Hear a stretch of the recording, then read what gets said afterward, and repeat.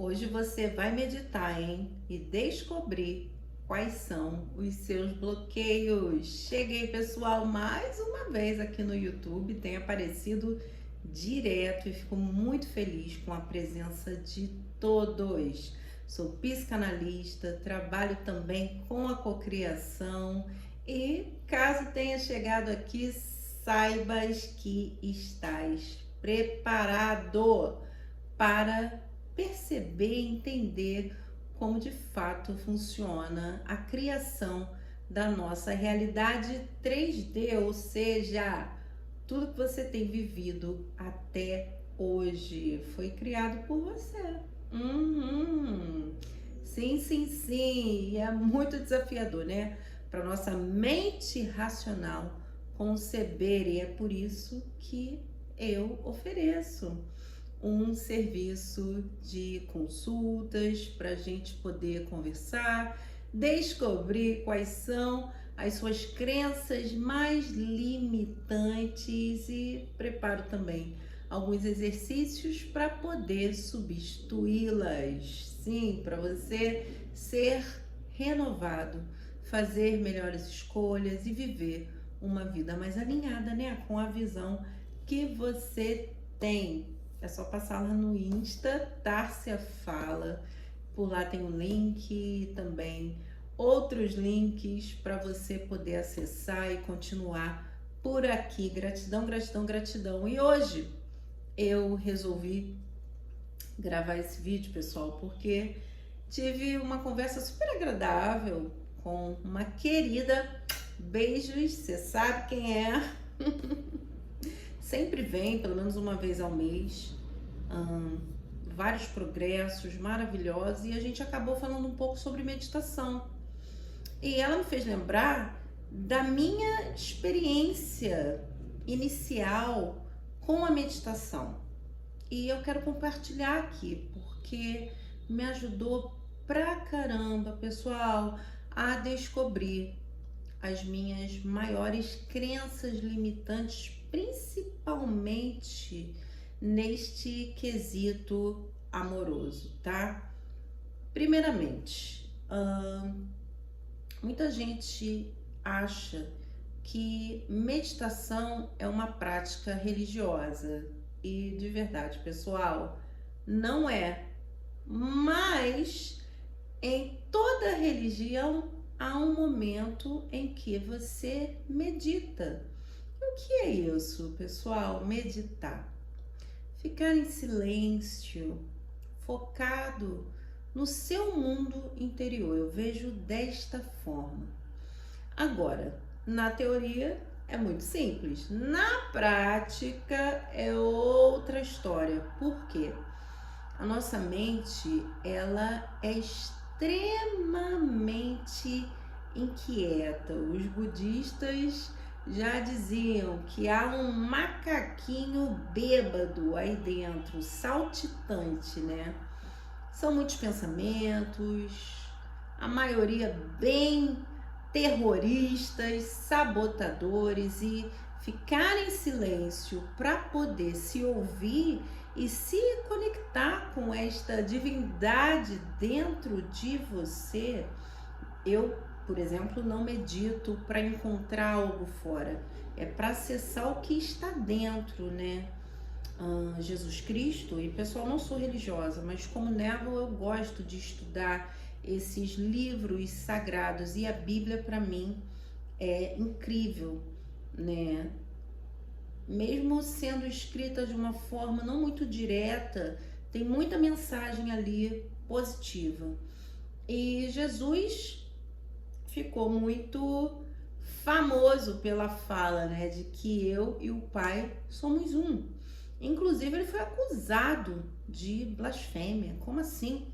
Você acha que é Deus? Como você se intitula assim? Que audácia!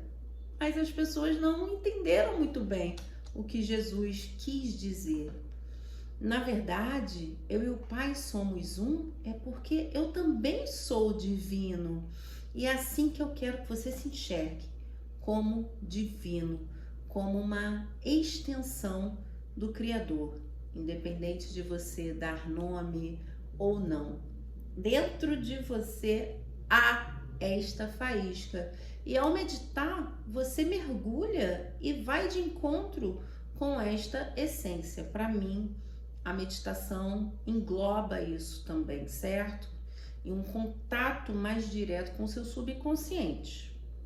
Mas como falei, é muito desafiador, porque a nossa mente é barulhenta, agitada, revoltada, e você só colherá os frutos da prática de meditação com o tempo.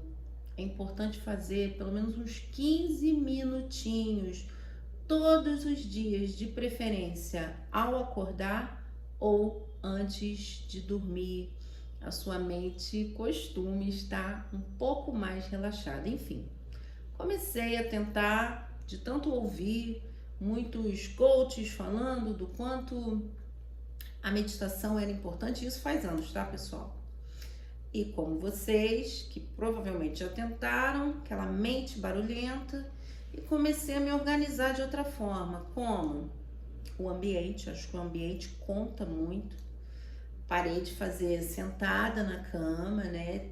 Meio que preparei um cantinho, porque o ambiente ele programa muita gente, né? Os nossos sentidos reagem muito ao ambiente. Pense nisso, pessoal, porque é algo que pode mexer com você positivamente ou negativamente. Então, separei ali um cantinho, coloquei falando lá no passado, né? Um mantrazinho, claro, sem letra, só instrumento mesmo. Então, eu procurava algo tipo um mantra do amor, alguma coisa assim.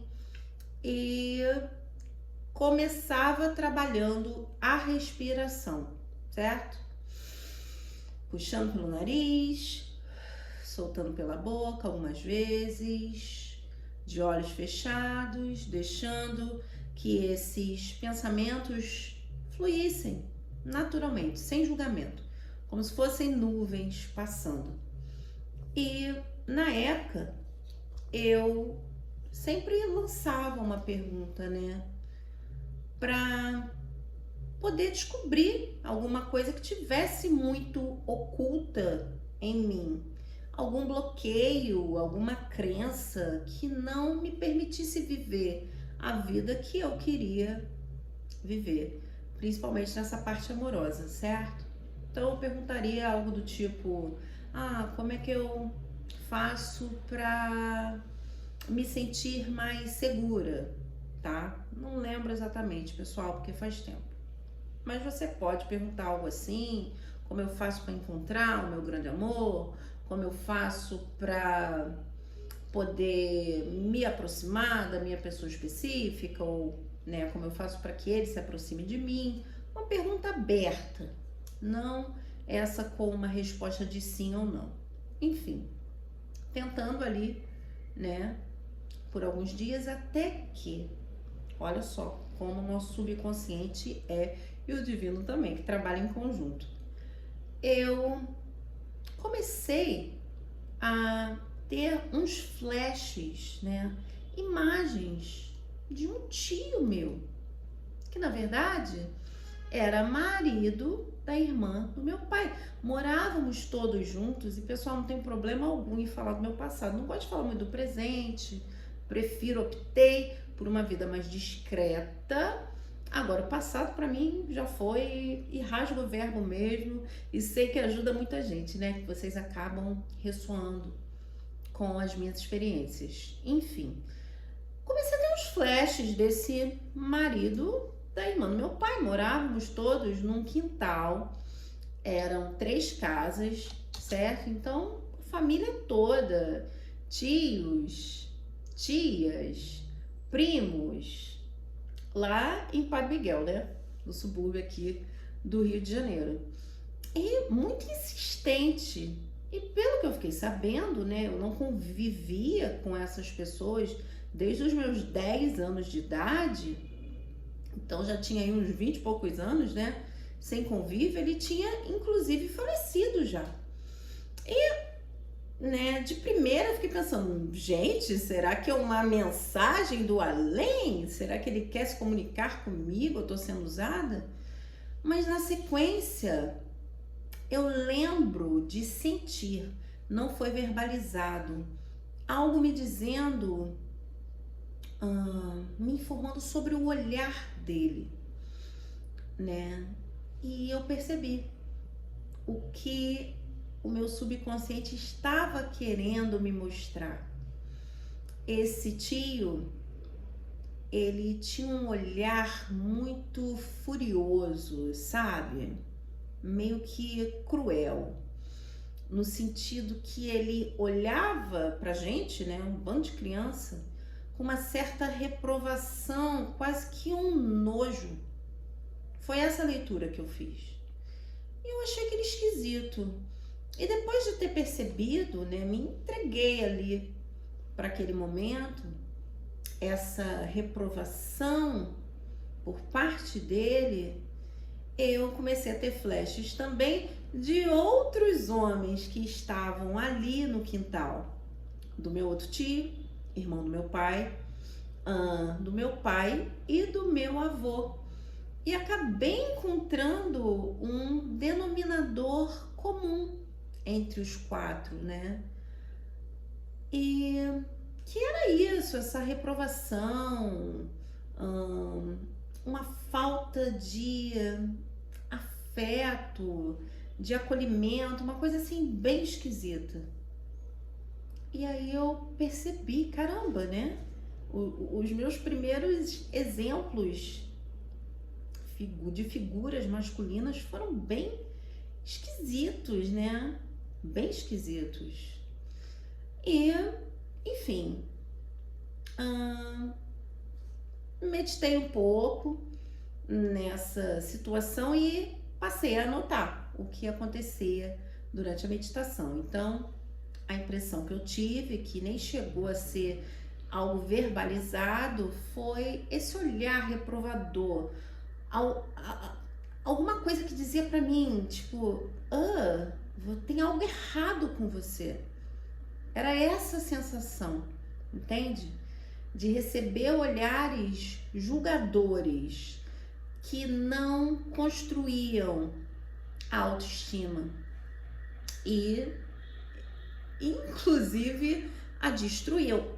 Isso foi a Tárcia adulta sentindo o que eu senti como criança e que não, de forma alguma, verbalizei na época.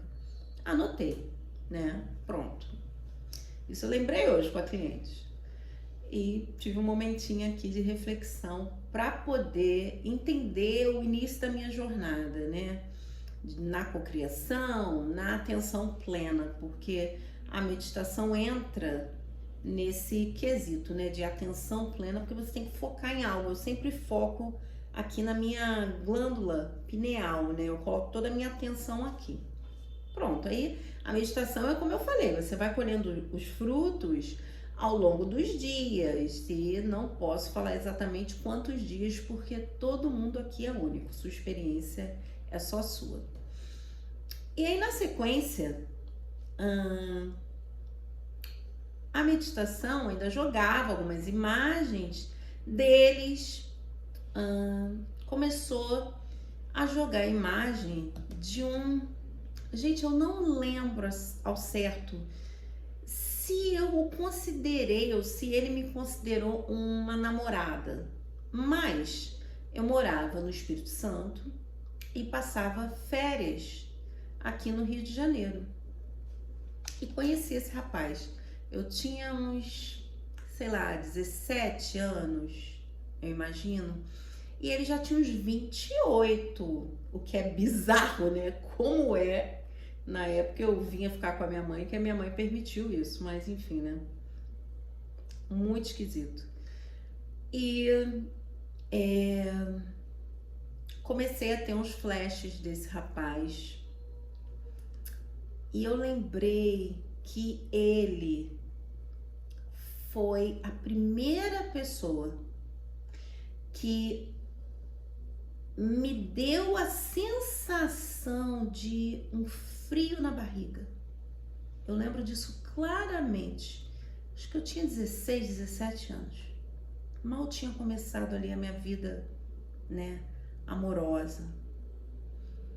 E pessoal, eu lembro inclusive do dia, você vê que a meditação é incrível, ela te leva ali no túnel do tempo, que eu senti esse frio na barriga. E hoje eu sei que era essa pessoa dialogando diretamente com os meus traumas.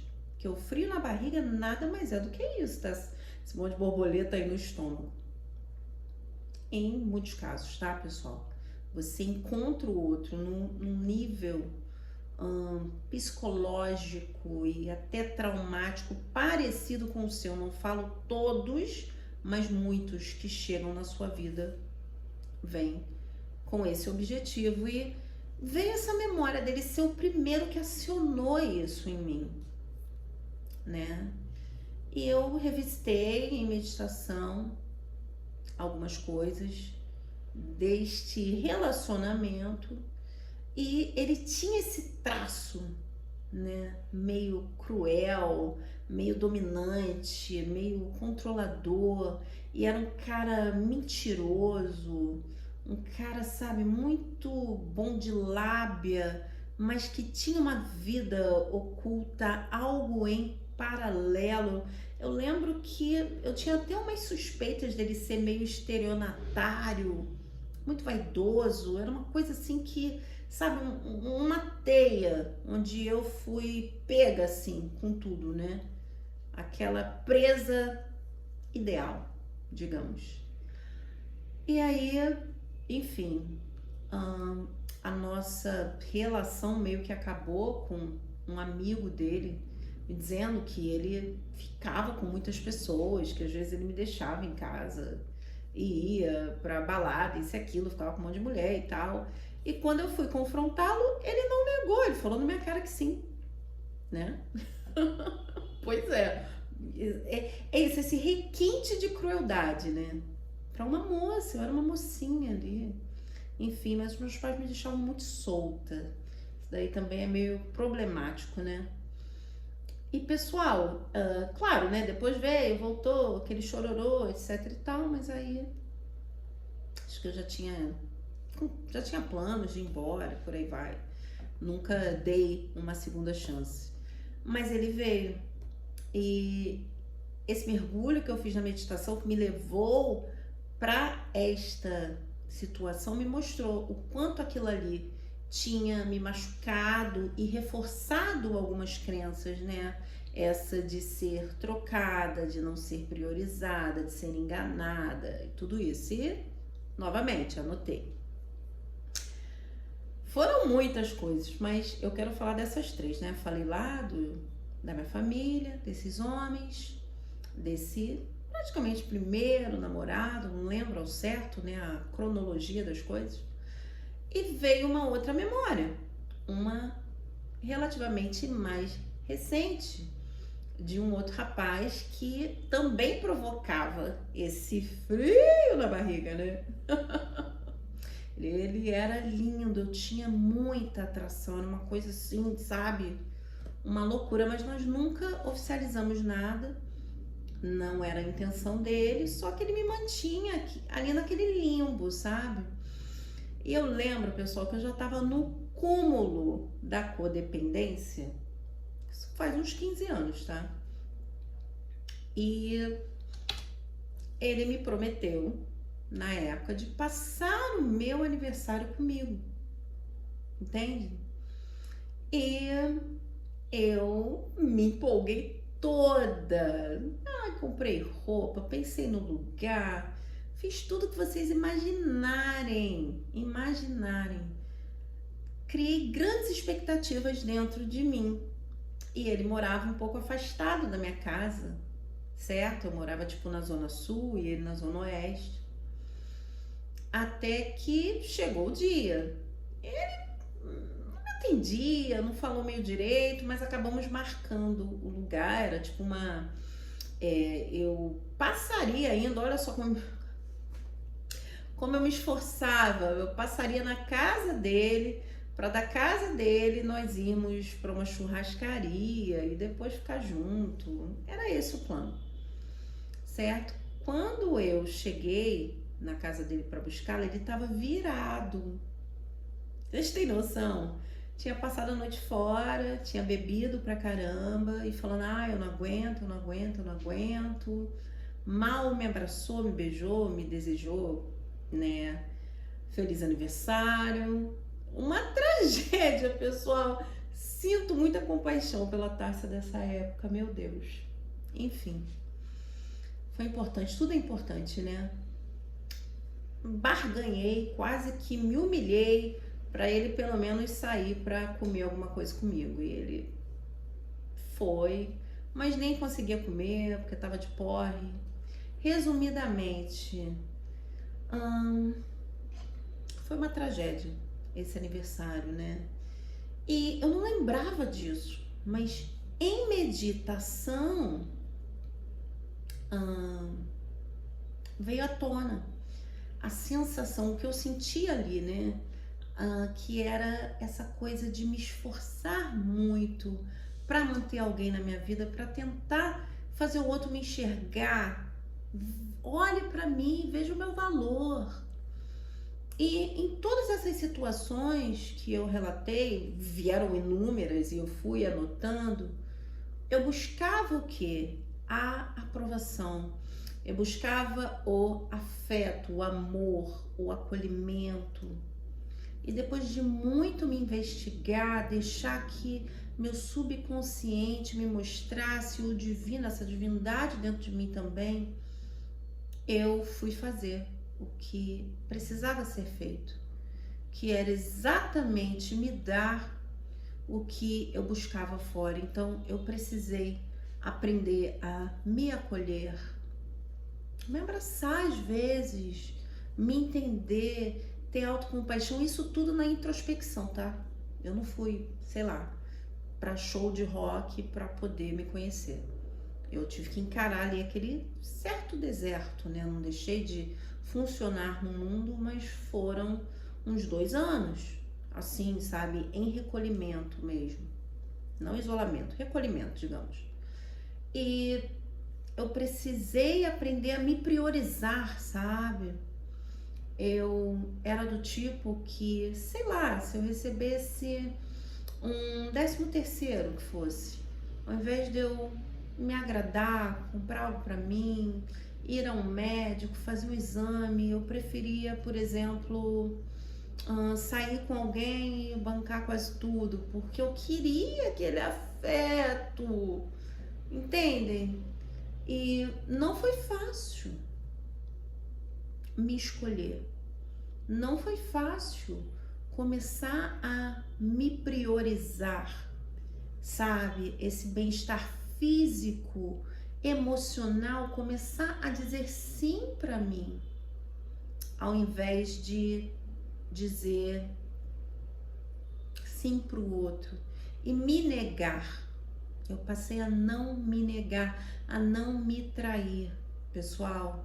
E foi muito desafiador. Eu entendo que o que eu proponho aqui tá longe de ser fácil, mas eu não vejo outro caminho. Então, a meditação, ela vai colocar uma lanterna onde às vezes um terapeuta não consegue te levar, onde o seu discurso, o seu racional não consegue revelar. Essa última situação que eu relatei do rapaz no aniversário, eu nem lembrava, mas foi algo chocante, entende? Assim como eu já cheguei ao cúmulo, pessoal, eu cheguei ao cúmulo de perder prova de concurso público, porque uma pessoa que eu estava interessada me chamou para sair no dia. E eu queria essa validação, eu vivia naquela esperança de que, sabe, vai me namorar, vai me escolher. Era assim. Então, quando eu falo que eu entendo vocês, é porque eu entendo. Mas eu digo, por mais que seja incômodo, esse enfrentamento né, dessas crenças, dessas convicções, de um passado que precisa ser ressignificado, eu digo que se mantém padrões destrutivos, pelo nome já diz, né? Vai te destruir. E você vai perguntar, tá, você começou a se dar essas coisas e em relação a essas pessoas eu precisei perdoá-los, nunca conviver, né? Até com meu pai eu falo para vocês, eu não tenho esse convívio caloroso e não faço questão, não quero, e não por ser alguém rancoroso, eu não sou rancorosa, mas por entender que ele já está com uma idade avançada, seria investir muita energia para enxergá-lo de outra forma. Eu não consigo. É o que eu falo, a gente não pode mentir para si mesmo. Eu não consigo enxergá-lo de outra maneira. Para mim ele é um terrorista, né? Ele fala coisas absurdas e é uma cultura do terror, do medo. Então, né? Com respeito, com carinho, com amor. Eu entendi que houve muito amor também nessa infância. Eu lembro de algumas cenas que mexem comigo e é o que eu guardo, mas eu tive que perdoá-los. E às vezes perdoar o imperdoável, porque tem coisas que são muito cruéis, certo? Mas eu me lembrei também do que Jesus disse na cruz, que é: perdoa-os, Pai, porque eles não sabem o que fazem. Eu entendi que nem todo mundo está no mesmo grau de evolução que o seu. Algumas pessoas realmente, e não estou passando pano, não tem ideia do impacto negativo, o rastro de destruição que elas deixam na vida do outro. Eu sei que esse menino, por exemplo, ele foi irresponsável, foi imaturo, sim, mas não acho que ele tenha feito de caso pensado, assim como os meus tios só projetaram a vivência deles, entendeu? É uma coisa que acontece, pessoal, em fração de segundos. O outro não estava tão consciente, não estava desperto, que é isso, né? É você despertar para essa expansão de consciência, e eu precisei perdoá-los. Não foi fácil.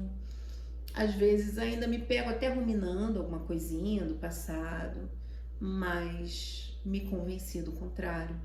E trabalhei esses sentimentos em mim, trabalho todos os dias, tenho sempre um espelho aqui na minha frente, tô sempre com a fotinha da minha criança interior, e aos poucos eu fui implementando esse novo estilo de vida, porque é um estilo de vida.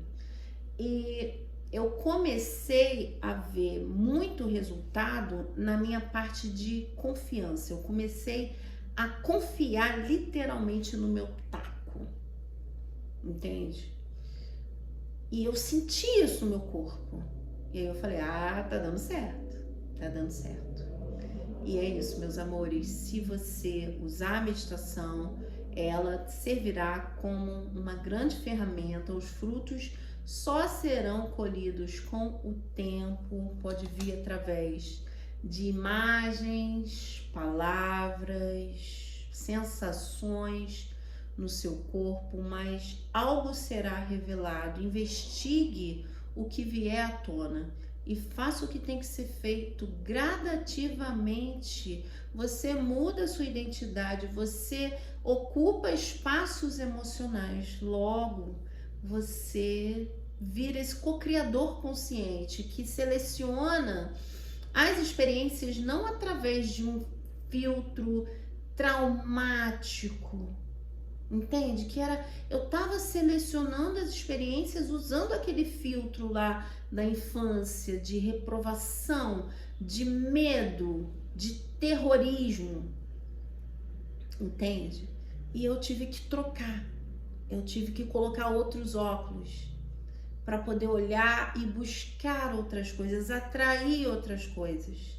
E é exatamente a vida que eu vivo hoje em dia, que é uma vida muito pacífica, o que eu sempre quis, paz, e o que você merece também. É isso, meus amores. Então, Não percam tempo, comecem aí a prática da meditação e não busque também perfeição, só se entregue e saiba que muita coisa será revelada.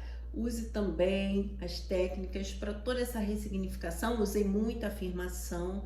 As afirmações, eu falo, gente, salvaram a minha vida, né? E é isso.